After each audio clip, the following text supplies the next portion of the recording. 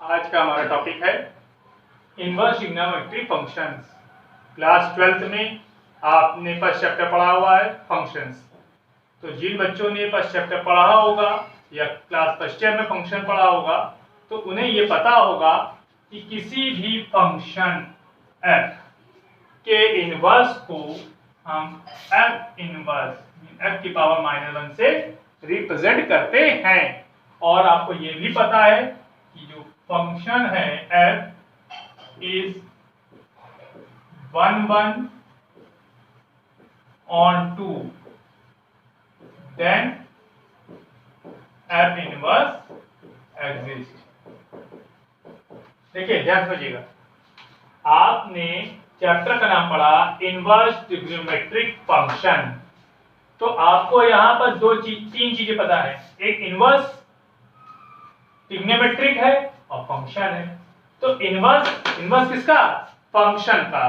तो class first year में आपने पढ़ा था कि किसी फंक्शन का इनवर्स को कैसे रिप्रेजेंट किया था? एफ इनवर्स से। तो किसी फंक्शन का इनवर्स तभी एग्जिस्ट करेगा जब फंक्शन क्या होगा? 1 on 2। तो अब 1 on 2 फंक्शन, ये नए जो शब्द हैं जो फर्स्ट ईयर में भी पढ़े हैं, इंटर के फर्स्ट चैप्टर में पढ़े होंगे आपने, उनमें हम ये पहले पता करते हैं कि ये फंक्शन होता क्या है। फंक्शन क्या होता है? फंक्शन से पहले हम ये चीज पढ़ते हैं कि डोमेन क्या होती है। ध्यान समझिएगा, देखिए बेसिक से हम स्टार्ट कर रहे हैं टॉपिक को, तो आपको सब चीजों के बारे में पता होना चाहिए। कोई सेट है x और कोई सेट है y, कोई सेट x है और कोई सेट y है। तो जो सेट x है उसके एलिमेंट हैं 1 2 3 4 5, और कोई सेट y है जिसके एलिमेंट है 1 2 3 4 5। तो आप किसी फंक्शन का कोई सेट है x और सेट है y, तो x और y को हम फंक्शन f से रिप्रेजेंट कर रहे हैं। कैसे रिप्रेजेंट कर रहे हैं कि f x tends to y। Function किसके किसके बीच में है? x से y के मध्य में है। तो जो x है वो हमारा डोमेन होता है। ध्यान रखिएगा, x जो है वो क्या है? डोमेन है। और y क्या है? कोडोमेन है। x डोमेन है और y क्या है? कोडोमेन है।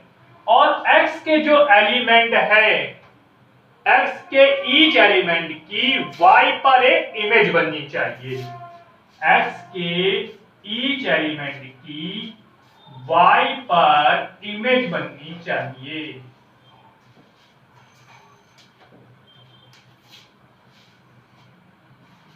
ये क्या है? हमारी इमेज।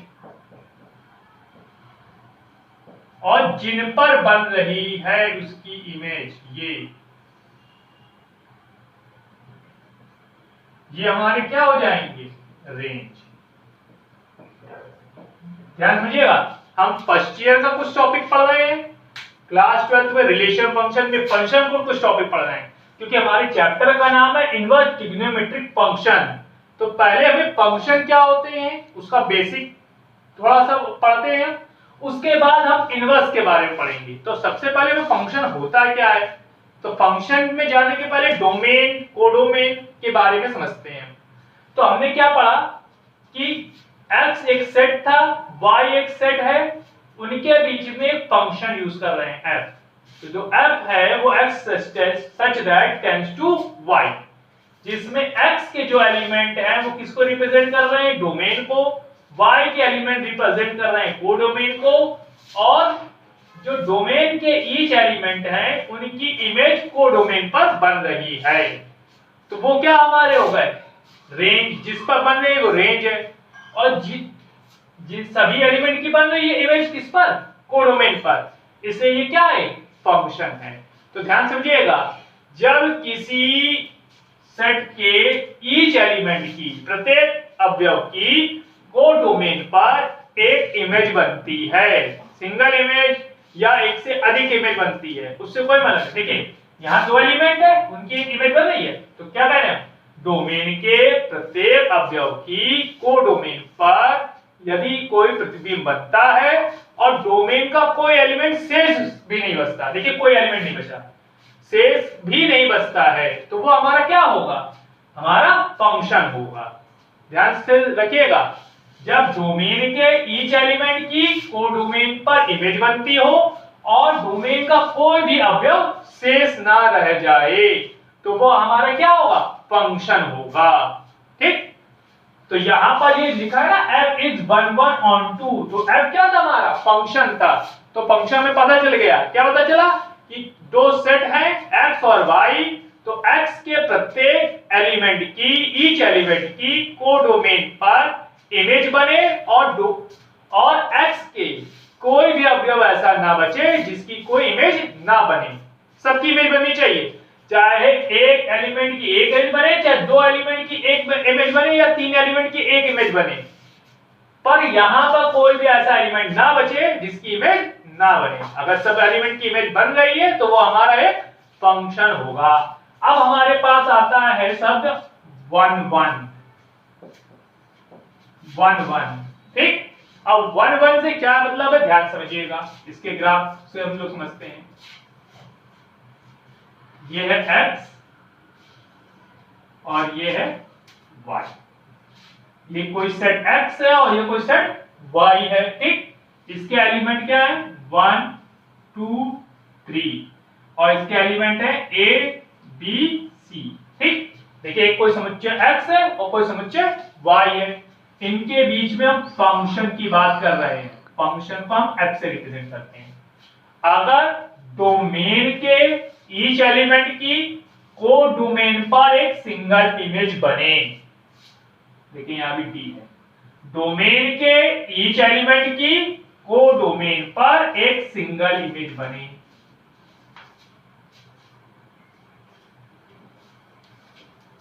तो फंक्शन 1 1 होगा। ध्यान रखिएगा, डोमेन के ईच एलिमेंट की कोडोमेन पर एक सिंगल इमेज बने, तो डोमेन के ईच एलिमेंट की कोडोमेन पर अगर सिंगल इमेज बनेगी तो फंक्शन 1 1 होगा, जिसे हिंदी में कहते हैं ऐकिक। ठीक, डोमेन के ईच एलिमेंट की कोडोमेन पर अगर सिंगल इमेज बनती है तो हम इसे 1 1 फंक्शन कहते हैं। और इसके साथ एक और शब्द जुड़ा है ऑन टू। ध्यान रखिएगा, कोई फंक्शन का इनवर्स तभी आप निकाल सकते हैं जब वह 1 1 और ऑन टू हो। तो हमने सबसे पहले फंक्शन के बारे में पढ़ा, फंक्शन होता क्या है, उसके बाद अभी हमने पढ़ा 1 1 के बारे में, अब हमको जानना है ऑन टू। ध्यान समझिएगा, ऑन टू के लिए हमने कहा कोई सेट है x, कोई सेट है y, कोई सेट है x और कोई सेट क्या है y, दोनों के बीच में हमने कहा ये फंक्शन है, इसके एलिमेंट है 1 2 3 और इसके एलिमेंट है a b c। इसके देखिए सेट x के एलिमेंट क्या है 1 2 3 और सेट y के एलिमेंट क्या है a b c।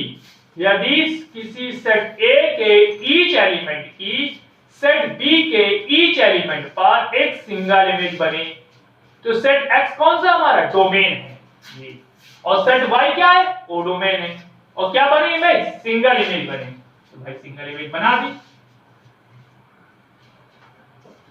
तो फंक्शन हमारा 1 1 होगा। तथा क्या ध्यान रखना है, कोडोमेन पर कोई ऐसा एलिमेंट ना बचे जिस पर डोमेन का ईच एलिमेंट इमेज ना बनाए।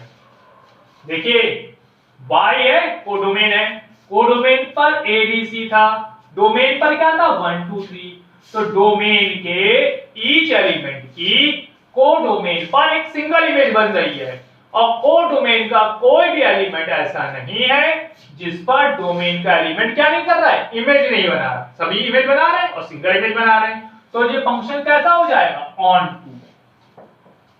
तो 1 1 ऑन टू फंक्शन, ध्यान समझ लीजिएगा। देखिए हमको इनवर्स पढ़ना है, तो इनवर्स तभी कोई फंक्शन होगा जब वो क्या होगा, 1 1 ऑन 2 होगा। तो उसके लिए पहले हमने डोमेन के बारे में पता किया कि डोमेन क्या होता है। दो सेट दिए गए होते हैं x और y। जो सेट x है वो हमारा डोमेन है, सेट y क्या है, कोडोमेन है। और जो सेट x का सेट y पर इमेज बन रही है वो हमारी क्या है, जिस एलिमेंट पे इमेज बन रही है वो हमारे रेंज होंगे। और ये जो बन रहे हैं उनको हम क्या कह रहे हैं, इमेज कह रहे हैं। फिर सेट x के ईच एलिमेंट की अगर सेट y के एलिमेंट पर इमेज बन रही हो और सेट x का कोई एलिमेंट ना बचे, अगर बच जाएगा तो रिलेशन है, बच जाएगा तो रिलेशन है, नहीं बचेगा तो वो फंक्शन है। तो हमारे पास ये फंक्शन की डेफिनेशन क्लियर हो गई। इसको रिप्रेजेंट ऐसे करते हैं f such that x tends to y, क्योंकि हमने कहां से किसकी तरफ चलना है, डोमेन से कोडोमेन की तरफ। ध्यान रखिएगा क्योंकि अभी हम केवल फंक्शन की बात कर रहे हैं, अभी इनवर्स की बात नहीं कर रहे हैं। अब उसके आगे क्या हमने पढ़ा, 1 1 डोमेन के ईच एलिमेंट की कोडोमेन पर एक सिंगल इमेज बने। डोमेन के ईच एलिमेंट की कोडोमेन पर एक सिंगल इमेज बने तो वो हमारा क्या होगा, 1 1 फंक्शन। ठीक, तो देखिए यहां सेट x था, इसके ईच एलिमेंट थी, इसकी एक सिंगल इमेज कहां बन रही है, कोडोमेन पर। अब हम ऑन टू के बारे में पढ़ते हैं। यदि डोमेन के ईच एलिमेंट की कोडोमेन पर एक सिंगल इमेज बने पर कोडोमेन का कोई एलिमेंट ऐसा ना बचे जिस पर डोमेन का एलिमेंट इमेज ना बनाए। देखिए सभी पर बना है, ना बनाए, ध्यान समझिएगा। डोमेन का ईच एलिमेंट कोडोमेन पर एक सिंगल इमेज बने और कोडोमेन पर ऐसा कोई एलिमेंट ना हो जिस पर डोमेन का कोई एलिमेंट इमेज ना बनाए, तो वह हमारा ऑन टू फंक्शन होगा। तो इसे हम पढ़ेंगे क्या, 1 1 ऑन टू फंक्शन। ध्यान रखिएगा इसको। अब आपका इसके आगे का टॉपिक है, हमने इनवर्स के बारे में पढ़ा कि इनवर्स तभी कोई फंक्शन होगा जब 1 1 और ऑन टू होगा। ठीक, इसके बाद फंक्शन के बारे में पढ़ लिया। एक बीच में शब्द आया ट्रिग्नोमेट्रिक फंक्शन। ध्यान समझिए, trigonometric function class first year में पढ़ा था, तो हम थोड़ा सा उसके बारे में पढ़ते हैं। तो देखिए कोई फंक्शन है f(x) = sin x, ठीक, इसको हम y भी कहते हैं। f(x) = sin x, इसको हम y भी कहते हैं। तो देखिए कोई फंक्शन है, कोई सेट है x और कोई सेट है y, जिसको हमने कहा f(x) = sin x। ठीक, अब आपको मालूम है x के ईच एलिमेंट की y पर इमेज बननी चाहिए, तो इसका मतलब आप इस पर वैल्यू पुट करेंगे। तो देखिए sin 0 की वैल्यू क्या होती है भाई, 0 रखेंगे तो sin 0 की वैल्यू 0। ध्यान रखिएगा sin 0 की वैल्यू क्या होती है, 0। अगर हम π/2 रखते हैं 90 डिग्री, तो sin 90 की वैल्यू क्या होती है, 1। ठीक, ध्यान रखिएगा sin 0 की वैल्यू 0 और sin 90 की वैल्यू 1। इसके बाद अगर हम पाई रख दें, भाई इसमें रियल नंबर आ रहे हैं, रियल नंबर तो बहुत से नंबर है ना, पॉजिटिव भी नेगेटिव भी, तो हमें पता है sin की वैल्यू तो पॉजिटिव पे चल रही है, मींस जो वैल्यू है वो -1 से +1 के बीच में चलती है।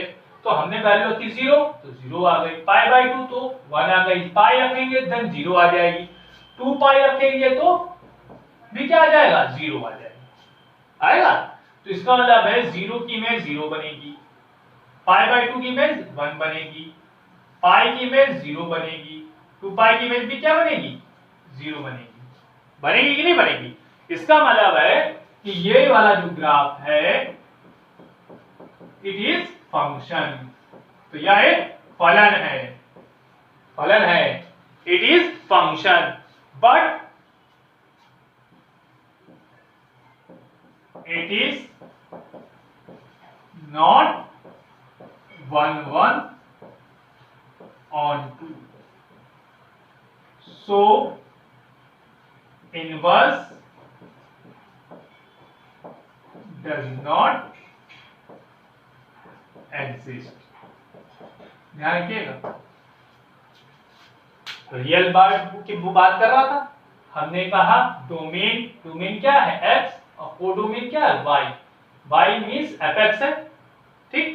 तो इसका मतलब है रियल नंबर्स हम जो पुट करेंगे तो उसकी एक इमेज बनेगी। तो इमेज किसके में बनेगी? देखिए हमने यहाँ पर एंगल्स लिखे तो हमें न्यूमेरिकल वैल्यू नंबर के फॉर्म में मिली। हमने एंगल्स लिखे हैं डोमेन की जगह पे, तो जो न्यूमेरिकल वैल्यू मिल रही है वो कहाँ मिले? कोडोमेन में मिल रही है। तो 0 रखने पर भी 0 मिल रही है, π/2 रखने पर 1 मिल रही है, पाई रखने पर 0 मिल रही है, 2π रखने पर 0 मिल रही है। एक चीज आपको क्लियर हो गया, क्या क्लियर हो गया?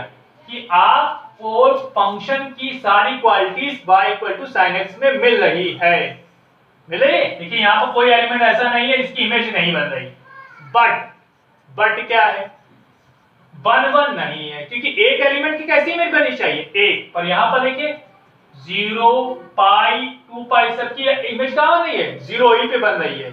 और हमने 1 on 2 की कंडीशन पढ़ा था, एक एलिमेंट की एक इमेज बनेगी। इसका मतलब ट्रिग्नोमेट्रिक फंक्शन में sin cos tan cosec और sec सभी की जो वैल्यू है वो हमें ना तो 1 मिलेगी और ना ही on 2 मिलेगी।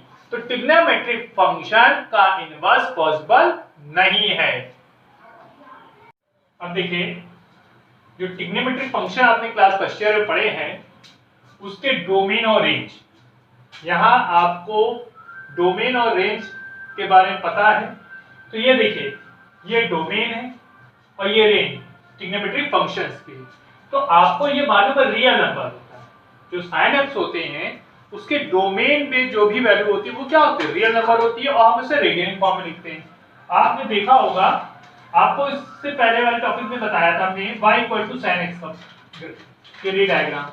तो जब यहाँ x लिखते हैं और ये y लिखते हैं तो जो y है वो fx को रिप्रेजेंट करता है और ये sin x होता है।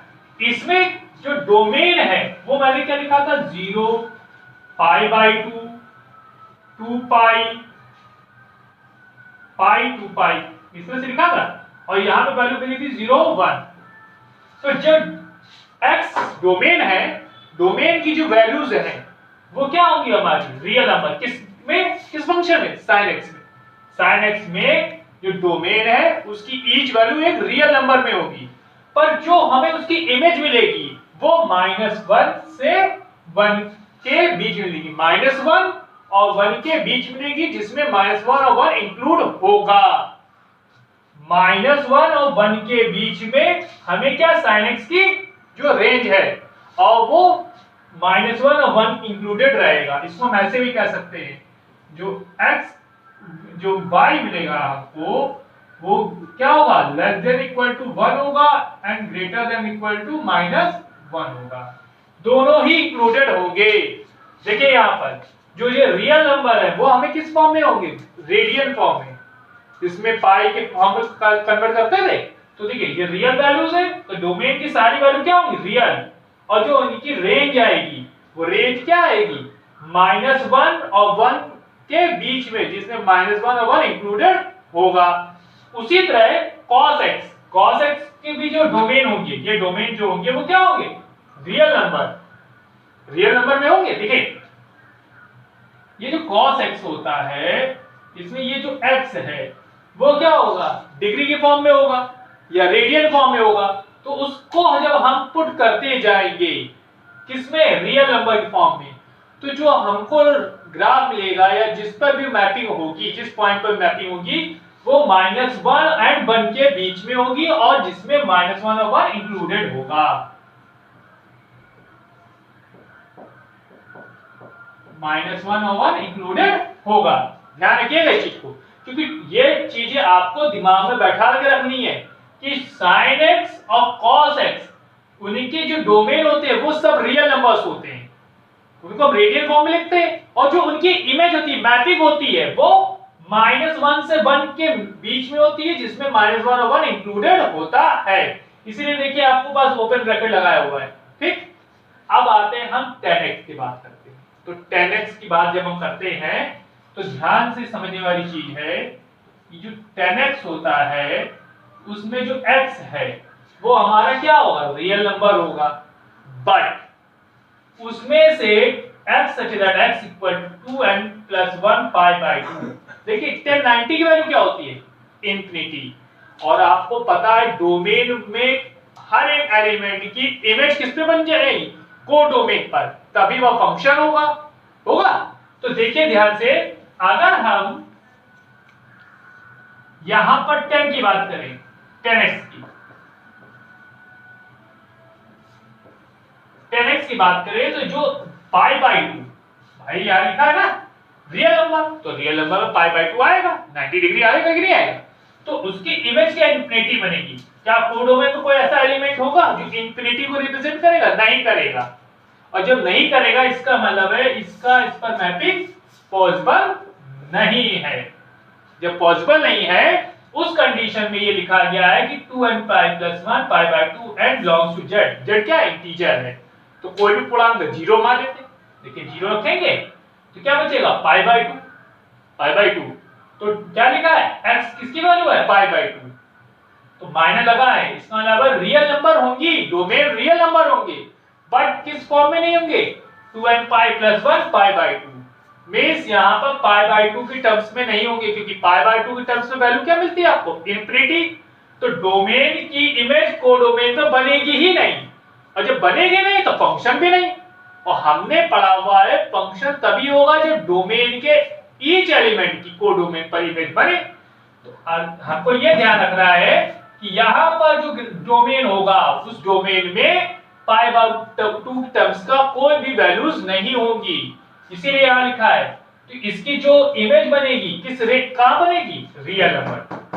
मींस 10x की जो डोमेन है वो r minus x such that x equal 2n plus 1 pi by 2 और n belongs to z। z क्या होता है, इंटीजर होता है, पूर्णांक। तो n एक पूर्णांक है, पर जो r माइनस होगा, मींस जो टर्म्स पाई बाई 2 के फॉर्म में आएंगे वो हमको हटाने पड़ेंगे रियल नंबर से, तो उनकी इमेज कहां बनेगी, रियल नंबर पर बनेगी। अब आते हैं हम cot x पे। तो देखिए cot x इसका उल्टा होता है 1/10x होता है। अब देखिए 10 जीरो की वैल्यू क्या होती है, 0, तो 1/0 क्या बन जाएगा, इंफिनिटी बनेगा। और वैसे जैसा काम यहां पे किया था वही काम कॉट में भी होगा। अगर यहां पर हम 0 लेंगे कॉट में तो क्या बनेगी, इंफिनिटी। और जब इंफिनिटी बनेगी उस कंडीशन पे ग्राफ हमारा कोई भी ग्राफ रिप्रेजेंट ही नहीं हो पाएगा, मैपिंग हो नहीं पाएगी। तो देखिए यहां पर n पाई लिखा है, इसका मींस है x की इक्वल टू n पाई, और n क्या है, इंटीजर, यहां 0 लिखेंगे तो x की वैल्यू 0 और cot 0 की वैल्यू क्या होती है, इंफिनिटी। ऐसा ही 1 रखेंगे तो 10 cot पाई आएगा, cot पाई की वैल्यू भी इंफिनिटी। इसका मतलब है हमको r रियल में से वो टर्म्स हटाने पड़ेंगे जो पाई के फॉर्म में होंगे, ठीक। तो जब वो पाई के फॉर्म वाले न्यूमेरिकल वैल्यूज हटा देंगे तो हमें क्या केवल बचेगी, और रियल वैल्यूज जिसमें पाई वाले टर्म्स नहीं होंगे। जब डोमेन में पाई वाले टर्म्स नहीं होंगे तो जो रेंज होगी वो रियल नंबर पर बनेगी। यहां समझ चलिएगा, जब sin x था तो डोमेन भी रियल नंबर था, तो जो डोमेन हमारे पास रियल नंबर थे, सभी रियल नंबर्स की जो इमेज बन रही थी वो -1, 1 और नीचे बीच में बन रही थी। ऐसे ही cos x का डोमेन क्या था, रियल नंबर का था, और उसकी भी इमेज क्या किसके बीच में बन रही है, -1 प्लस 1 के बीच में बन रही है, जिसमें -1 और 1 इंक्लूडेड था।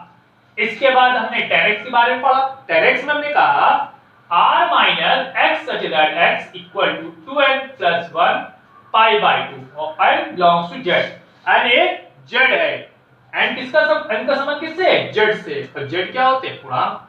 तो हमें ये याद रखना होता है कि जो r minus pi by 2 means pi by 2 के फॉर्म में, पाई बाई 2 के फॉर्म में जो वैल्यूज होंगी उनको अगर रियल नंबर में से हटा दे तो हमें जो रेंज मिलेगी वो रियल नंबर के फॉर्म में मिलेगी। मींस डोमेन में हमको वो वैल्यूज लिखनी है जो पाई बाई 2 की टर्म्स में ना हो, तब हमें एक इमेज मिलेगी। वो कैसी इमेज मिलेगी, रियल नंबर की मिलेगी। cot x में cot किसका उल्टा था tan x का, इसका मतलब है हम x की वैल्यू क्या लिखे 0 लिखेंगे तो इंफिनिटी मिलेगी।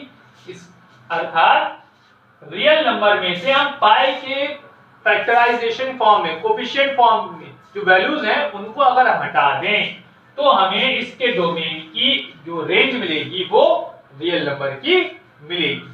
अब आते हैं हम sec x। अब sec x की बात करते हैं तो sec x equal to 1 upon cos x, ठीक, sec x equal to 1 upon cos x, और cos में 90 की वैल्यू क्या होती है 0, तो आपको क्या मिल जाएगा इंफिनिटी, मींस यहां पर क्या है पाई बाय 2। तो देखिए यहां पर r minus x such that x equal to 2n plus 1 pi by 2 and belongs to z। यहां पर भी क्या है रियल में से अगर हम पाई बाय 2 के टर्म्स वाली वैल्यूज को हटा दें तो हमें sec x का जो डोमेन मिल जाएगा और उसकी जो वैल्यू आएगी वो क्या आएगी r माइनस क्लोज ब्रैकेट -1 से 1, मींस -1 से 1 को छोड़ करके जितनी भी रियल वैल्यूज है वो सारी आपको मिल जाएंगी। कब sec x में जब डोमेन में हमारे पास सभी रियल नंबर्स हो, कौन सी ना एक्सेप्शनेबल पाई बाय 2 की टर्म्स वाली, अगर वो हटा दी जाए तो जो रेंज मिलेगी वो भी रियल नंबर मिलेगी, उसमें भी क्या नहीं होना चाहिए -1 से 1 के बीच की, मींस -1 और 1 को छोड़ करके सारी रियल वैल्यूज हमको मिल जाएगी। और cosec x किसका उल्टा होता है sin x का होता है। हम इसको इस तरह से भी समझ सकते हैं, इसको हम कहते हैं 1 अपॉन -1 से 1, -1 से 1, और देखिए यहां पे लिखते हैं sec x को अगर हम कह दें 1 अपॉन cos x, और cos x के डोमेन से जो cos x के रेंज क्या है -1 से 1, तो -1 से 1 की बात कर रहा है जब, तो इसका मतलब है जो वैल्यू है वो -1 से 1 के बीच की होगी, ये तो होगी -1 से 1 के बीच में होगी, और अगर इनके बीच की वैल्यू है तो इनसे छोटी होगी, -1 से तो बड़ी होगी, प्लस के 1 से छोटी होगी, मान लेते हैं 0.1 होगा, और जब डिवाइड करेंगे तो वो ग्रेटर वैल्यू मिलेगी, बड़ी वैल्यू मिलेगी, बड़ी वैल्यू मिल जाएगी। इसीलिए हमने क्या था रियल माइनस -1 से 1, मींस -1 से 1 को हटा दो, बाकी जो भी वैल्यू लिखेंगे हम वो हमें रियल नंबर रिप्रेजेंट करेगा। -1 से 1 के बीच हटा दिया, किसको लिखा 0.1, क्योंकि अगर -1 लिखोगे डिवाइड करने पर -1 मिलेगा, +1 लिखोगे तो +1 मिलेगा, दो ही वैल्यू मिलेगी, इसके बीच की कोई वैल्यू नहीं मिलेगी। इसका मतलब है अगर हम रियल नंबर में से -1 से 1 की वैल्यू हटा दे तो हमें sec x की रेंज मिलेगी, वो भी कैसे मिलेगी रियल नंबर के टर्म्स में। सेम cos x में भी होता है, cosec x में भी क्या है r माइनस n पाई, आपको पता है किसी sin 0 की वैल्यू क्या होती है 0, और cosec 0 की वैल्यू 1 इंफिनिटी की होती है। देखिए cosec x equal to 1 upon sin x, तो 1 अपॉन sin 0 की वैल्यू क्या हो जाएगी 0, तो आपको क्या मिल जाएगा इंफिनिटी। अर्थात यदि हम रियल नंबर में से पाई के टर्म्स वाली सारी वैल्यू को हटा दें तो हमें जो रेंज मिलेगा उसमें r माइनस -1 से 1 के बीच की नंबर्स मिलेंगे, इनको हटा दें तो हमें रियल नंबर्स मिलेंगे, वो कोई भी रियल नंबर्स हो सकते हैं। इस टेबल को आपको याद रखना पड़ेगा क्योंकि ये फर्स्ट ईयर क्लास में आपने पढ़ के आए हैं, और इसी के कॉन्सेप्ट पर हमें क्या मिलेगा इनवर्स मिलेगा। एक चीज ये ध्यान रखिएगा, अगर कोई फंक्शन 1 1 onto है means x tends to y, f 0 1 2 3 0 1 2 3 इसकी सिंगल इमेज बन रही है, तो हम इसको पढ़ते हैं f such that x tends to y। ध्यान रखिएगा f such that x tends to y, तो 1 1 फंक्शन है और onto भी है, तो f such that x tends to y is a 1 1 function. पर जब हम y से x की बात करेंगे तो इसे किससे रिप्रेजेंट करेंगे g से, तो इसको पढ़ेंगे g such that y tends to x, ठीक, तो भी क्या होगा 1 1 होगा। अगर कोई डोमेन से हम कोडोमेन की बात, मींस सेट x के ईच एलिमेंट की सेट y पर एक सिंगल इमेज बन गई है और कोई एलिमेंट बच भी नहीं रहा है कोडोमेन पर, जिस पर इमेज नहीं बना रहा डोमेन का एलिमेंट, तो हमारा फंक्शन क्या है 1 1 और 2 है। ऐसे ही कोडोमेन के ईच एलिमेंट की डोमेन के ईच एलिमेंट पर एक सिंगल इमेज बने और कोई एलिमेंट बचे नहीं को डोमेन का जिसका कोडोमेन का एलिमेंट इमेज ना बनाए, तो उसे कैसे रिप्रेजेंट करें g such that y tends to x। तो जो g है वो f का क्या होगा inverse, g is inverse of f, इसको रिप्रेजेंट करते हैं हम f इनवर्स से। तो टेबल को याद कर लीजिए, दिमाग में बैठा लीजिए। अब हमने जो अभी ग्राफ में पीछे पढ़ा था उसको एक डिफाइन भी कर सकते हैं। डिफाइन देखिए इस तरह से कर सकते हैं कि इनवर्स ऑफ फंक्शन क्या होता है। If function f such that x tends to y is 1 1, यदि कोई फलन है f x tends to y, किसके से f, यदि कोई फंक्शन है x tends to y अगर 1 1 है एंड ऑन 2 है, देखिए if function f such that x tends to y is 1 1 and on 2, यदि कोई फलन x tends to y 1 1 और on 2 है, जिसे कहते हैं एकीकी तथा आच्छादक, then we define a unique function, तो आपको एक अद्वितीय फलन मिलेगा। किस प्रकार से मिलेगा, g such that y tends to x, g such that y tends to x, such that gy equal to x, where x small x belongs to capital X and small y belongs to capital Y। ये समझ लीजिए, if function f such that x tends to y is 1 1 and on 2, यदि कोई function x tends to y 1 1 तथा on 2 है, then तब we define a unique function, तो हम एक अद्वितीय फलन को परिभाषित कर सकते हैं। किस प्रकार से, g such that y tends to x, जो g है वो किससे चलेगा, y से x की डायरेक्शन में, सच दैट इस प्रकार की gy किसके बराबर हो जाएगा, x के। पहले देखिए, अगर function x tends to y चलेगा, function x tends to y चलेगा तो fx किसके इक्वल होगा, y के, और यदि वो g such that y tends to x चलेगा, अगर फंक्शन y से x की डायरेक्शन में चलेगा तो फंक्शन क्या बन जाएगा, gy equal to x। Means अगर डोमेन के ईच एलिमेंट की कोडोमेन पर एक सिंगल इमेज बन रही है और कोडोमेन में कोई ऐसा एलिमेंट नहीं है जिसका डोमेन का ईच एलिमेंट इमेज ना बनाए, तो वो फंक्शन है 1 1 on 2। उसी को उल्टा अगर हम पढ़ लें कि कोडोमेन के ईच एलिमेंट पर डोमेन का ईच एलिमेंट एक सिंगल इमेज बनाए और कोडोमेन का ऐसा कोई एलिमेंट ना बचा हो जिस पर डोमेन का ईच एलिमेंट इमेज ना बनाए, तो वो क्या होगा, 1 1 और on 2 होगा। दोनों से डोमेन का भी इधर सिंगल इमेज बने और कोई एलिमेंट ना बचे, कोडोमेन के भी सिंगल इमेज बने कोई एलिमेंट नहीं बचे, तो जो g है वो f का क्या होगा, इनवर्स होगा। g is inverse of f, और इसे हम किससे रिप्रेजेंट करते हैं, f इनवर्स से, और हमने इसको यहाँ क्या पढ़ा है, 1 1 on 2। if function f x such that x tends to y is 1 1 and on 2, then we define a unique function g such that y tends to x, such that gy equal to x, where x belongs to capital X and y belongs to capital Y, then function g is said to be inverse of f and it is denoted by a f inverse।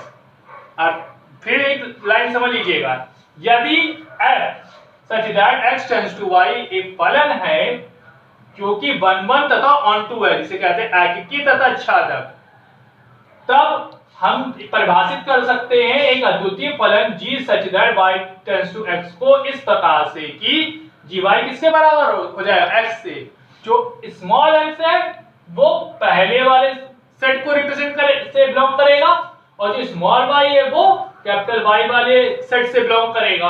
तो जो g है उसे f का हम inverse कहेंगे और इसे f inverse से रिप्रेजेंट करेंगे। इसको उतार लीजिए।